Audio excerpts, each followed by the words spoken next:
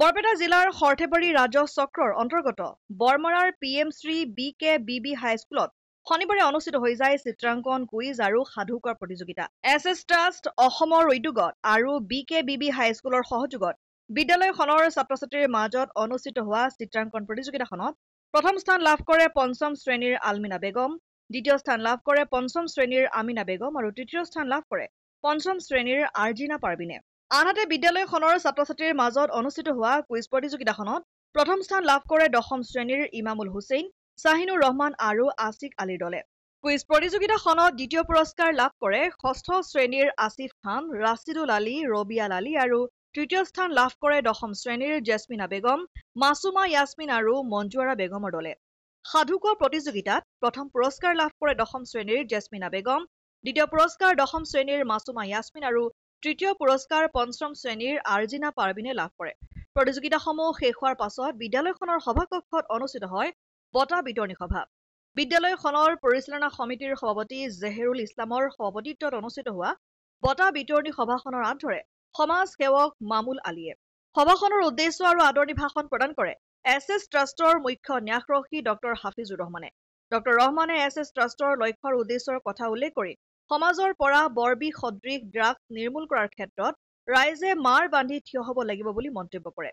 শিশুসকলক মোবাইল চোৱাৰ পৰা আঁতৰাই ৰাখিবলৈও অভিভাৱকসকলক আহ্বান জনায় ডক্টৰ ৰহমানে।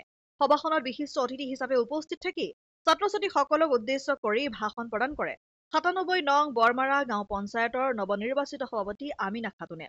সভাখনত সন্মানীয় অতিথি হিচাপে অৱসৰপ্ৰাপ্ত শিক্ষক শ্বাহজাহান আলী, BKBB হাইস্কুলৰ প্ৰধান শিক্ষক মকবুল খান, স্থানীয় গাঁও পঞ্চায়তৰ প্ৰাক্তন সভাপতি শহীদুল আলী, ৯৭ নং বৰমাৰা গাঁও পঞ্চায়তৰ নৱনিৰ্বাচিত উপসভাপতি আফৰোজা বেগম, SS ট্ৰাষ্টৰ সদস্য ইফতিয়াৰ জাহান, বৰমাৰা গাঁও পঞ্চায়তৰ নৱনিৰ্বাচিত সদস্য সকলোকে ধৰি কেইবাগৰাকীও বিশিষ্ট লোক উপস্থিত থাকে।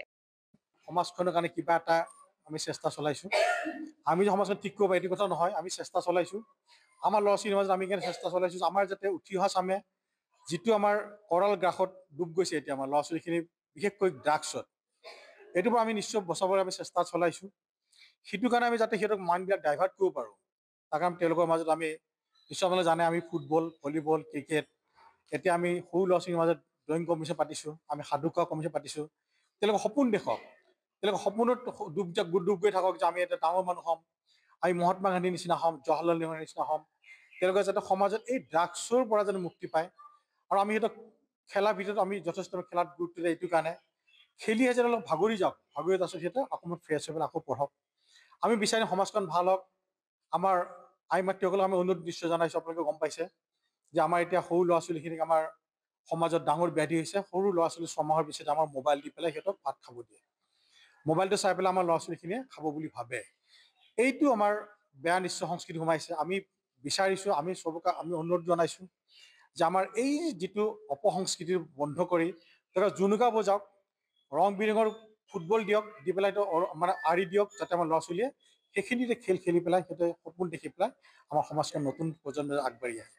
আমি চবকে ধন্যবাদ জনাইছোঁ আৰু এই অঞ্চলৰ ৰাইজে আমাক যথেষ্ট সহায় কৰাৰ কাৰণে, সহযোগিতাৰ কাৰণে আমি যথেষ্ট ধন্যবাদ জনাইছোঁ তেওঁলোকৰ ৰাইজক। আৰু বিশেষকৈ আমাৰ ইয়াৰে পৰিচালনা কমিটিৰ যিজন সভাপতি স্কুলৰ তেওঁ জেহুল হক, যথেষ্ট ভাল সহায় কৰিছে তেখেতে আমাক। আমি চবকে ধন্যবাদ জনাই আমি আমাৰ এই অঞ্চলৰ উন্নতি কামনা কৰিছোঁ। ধন্যবাদ। মুকালমুৱাৰ পৰা সুৰজিত পাঠকৰ ৰিপৰ্ট, অসম আদিত্য।